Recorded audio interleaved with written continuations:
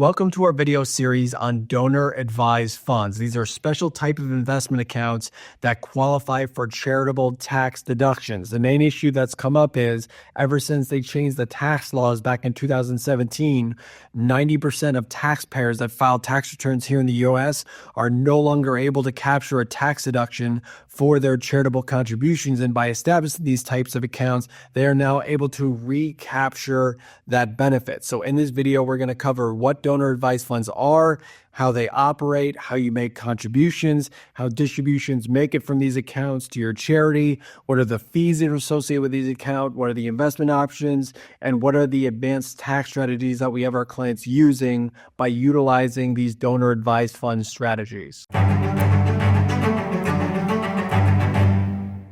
Topic number one in our donor advised fund series is understanding why most taxpayers no longer take a tax deduction for their charitable contributions. So when you file your taxes, you have the option to either itemize your tax deductions or take the standard deduction. And when we talk about the standard deduction, back in 2017, when they passed the Tax Cut and Jobs Act, they dramatically increased the level of the standard deduction, and they also at the same time limited the amount of itemized deductions that were available to taxpayers. So what we do is we see, I think the last statistic I saw was 90% of taxpayers are taking the standard deduction, and charitable contributions are itemized deductions, which means if you take the standard deduction, you are no longer getting a tax benefit from your charitable contributions unless you can find enough deductions to itemize to get you over that standard deduction amount. Topic number two in this donor advised fund series is what are donor advised funds? So essentially these are specialty investment accounts that are earmarked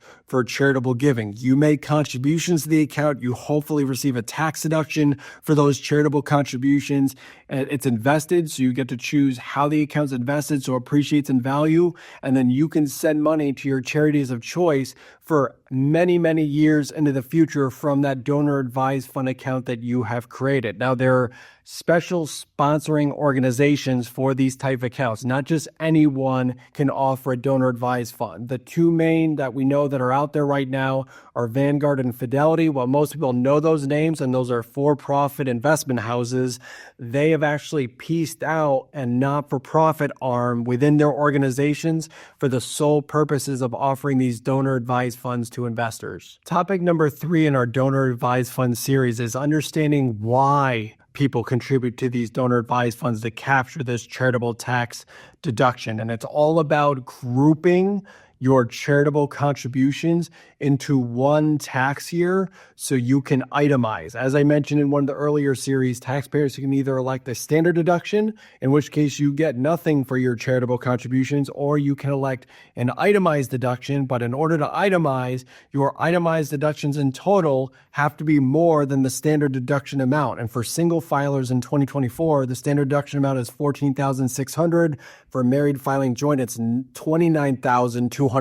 So the standard deduction is very high. So you need a lot of itemized deductions to get there. So what these donor advised funds allow you to do is, instead of contributing over multiple years, you contribute one big lump sum amount and get a charitable deduction all in a single tax year. Topic number four in this donor advised fund series is to give an example of how these accounts work. So if I have a married couple and they contribute $5,000 per year to a charity every single year, but they elect the standard deduction, which is $29,200 in 2024, they are not getting the tax benefit of contributing that $5,000 per year because it's an itemized deduction, and they have foregone the itemized deduction. So instead of continuing to give $5,000 per year for the next 10 years, instead, they contribute $50,000 to a donor advised fund in a single year. They're able to now itemize because their charitable contributions are way over the standard deduction amount. And then in future years, they can decide how much they want to send to charity of that $50,000. Topic number five in our donor advised fund series are the minimum funding requirements for these type of accounts. So it does vary from provider to provider. So the two main providers, I think, being Fidelity and Vanguard. Fidelity does not have any minimum initial funding requirement. So I think you could put like $1,000 into one of these funds, where Vanguard has, I believe, a $20,000 investment minimum for their donor advised fund program. So you have to look to see how much you have to put in upfront. Topic number 6 in our donor advised fund series are the costs associated with maintaining these donor advised funds at the various providers. So again, the two main ones being really Vanguard and Fidelity.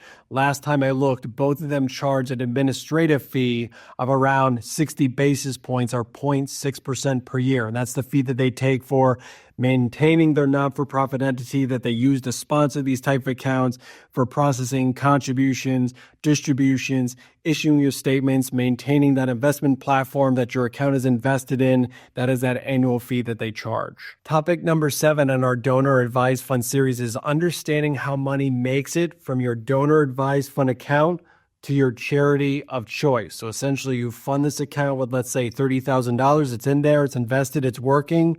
How do you send the money to your local church, your local charity, or a bigger charitable organization like the Red Cross? So there's a few options here. So most providers either allow you to request what's called grants directly via your online login, or you can call them and provide them with the charity's information. Now, a lot of them have preset lists of the major not-for-profits, Red Cross and stuff like that, where you can find them on the list and send them $500, $1,000, $2,000. Or if it's something like a local church, they might not have them preloaded in their list. So you might have to provide them with the information that they need in order to issue the check directly to that charity. But it's very important that the money goes directly from the investment provider directly to the charity. You do not come in contact with it.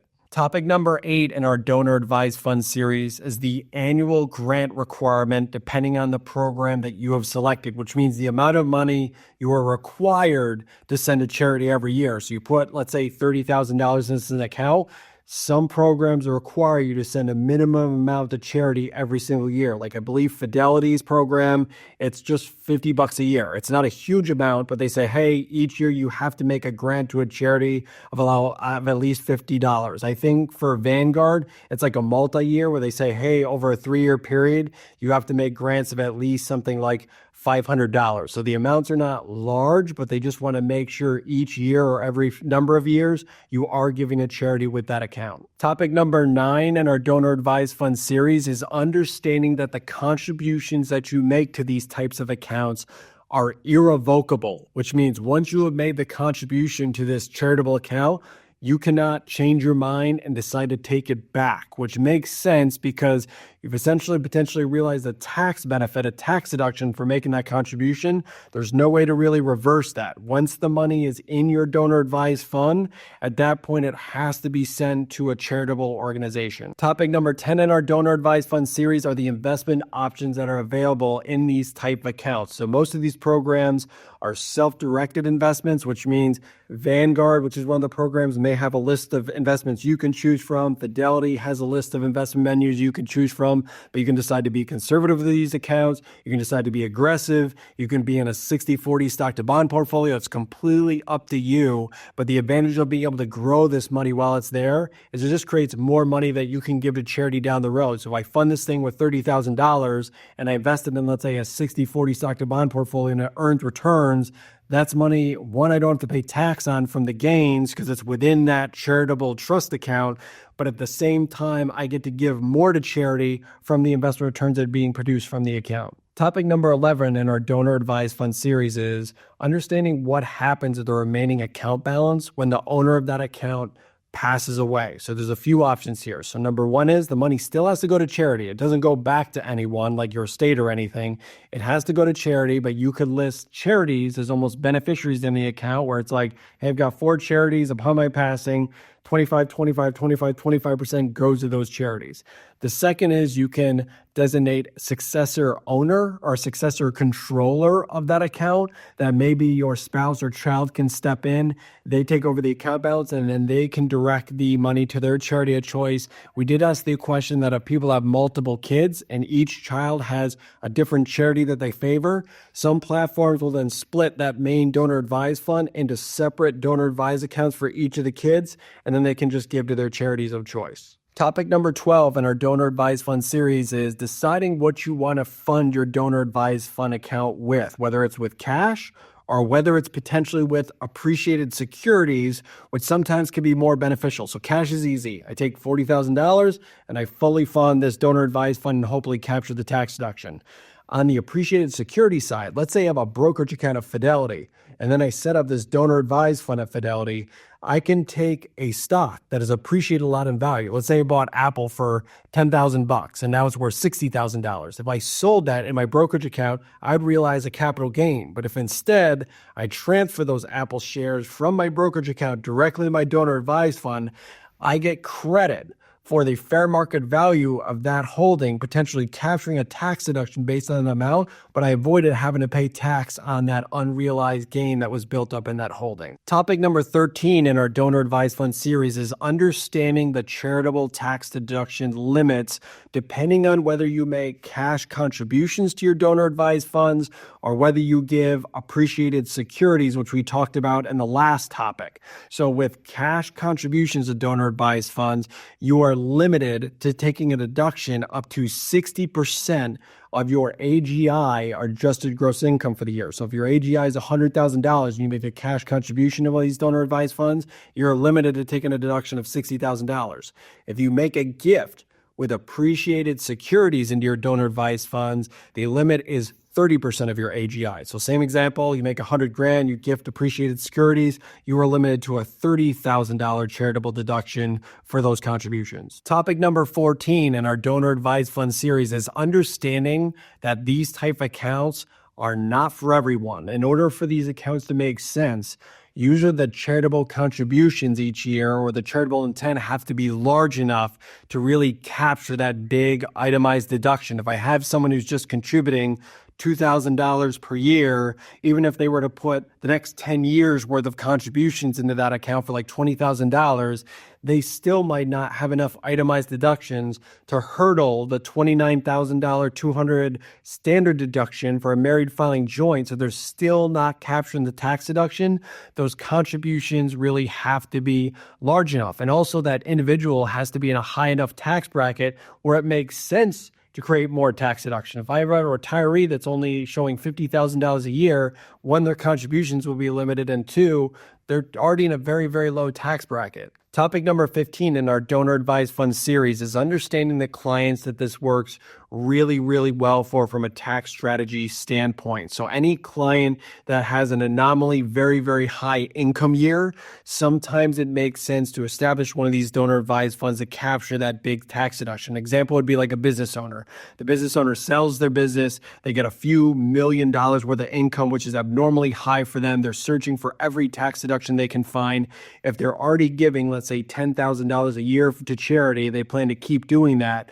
They might want to establish a donor advised fund, contribute $100,000 to the account so they can take a huge tax deduction, and then essentially they have their big bucket that's invested that they can give to charity for the rest of their life. Topic number 16 in our donor advised fund series is our final topic, which is how to set up these donor advised funds. The two main providers, again, being Vanguard and Fidelity. You can go online, set up one of these accounts in 20 minutes. Their customer reps are super helpful if you have to call them and ask any questions. You can decide how you're going to fund this account, whether it's with cash or with appreciated securities. You decide how you want the account allocated from an investment standpoint. And as soon as that account's funded, you are able to then log in and start making grants to your charity of choice.